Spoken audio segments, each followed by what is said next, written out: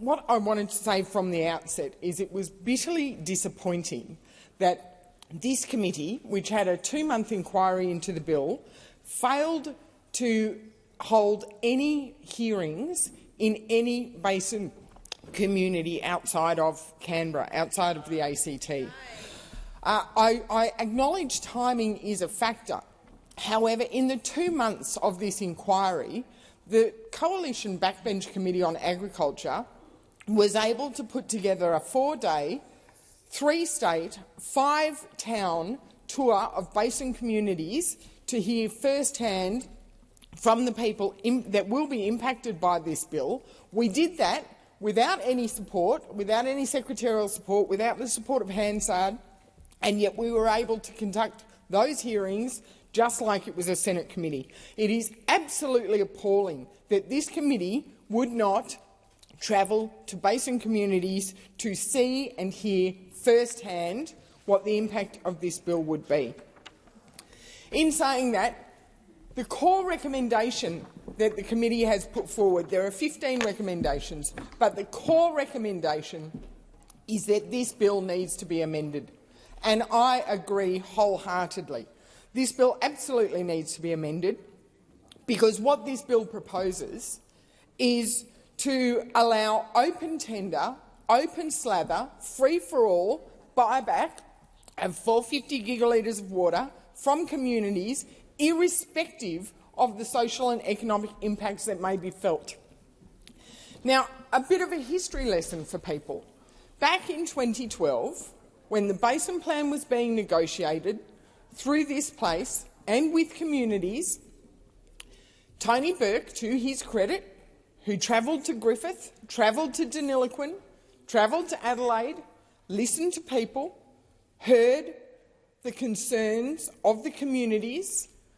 I mean, this is after 5 years of open tender, open slather buyback conducted by the Labor government at the time without a basin plan in place, so they didn't even know the water they were purchasing and what it was for. At that time, Tony Burke wrote into the basin plan that any pursuit of 450 gigalitres of water had to be done in a way that was either neutral or positive social and economic impacts, because he acknowledged there is a downside to open tender buybacks. He also prohibited the Commonwealth resorting to open tender buybacks for the 450. I have not seen any justification for the change in the Labor Party's position.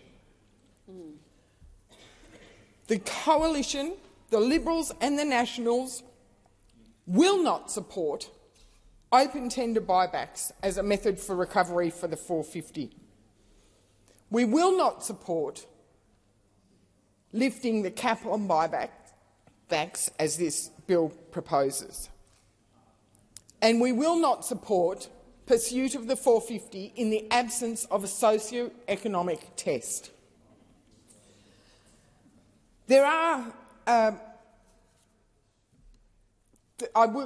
do want to commend the work of the committee and the chair of the committee for the hearing, the way she conducted the hearings in Canberra, the unfortunate only 2 days of hearings in Canberra.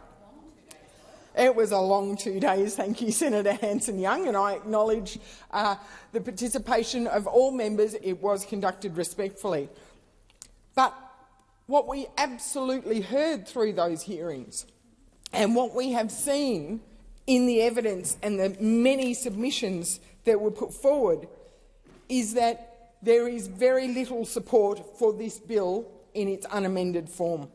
61% of all submissions put to the committee did not support the bill. 56% did not support water buybacks, and 68% sought social and economic impact assessments to be undertaken and to be tied in. So, yes, the committee is right. This bill needs to be amended. Thank you.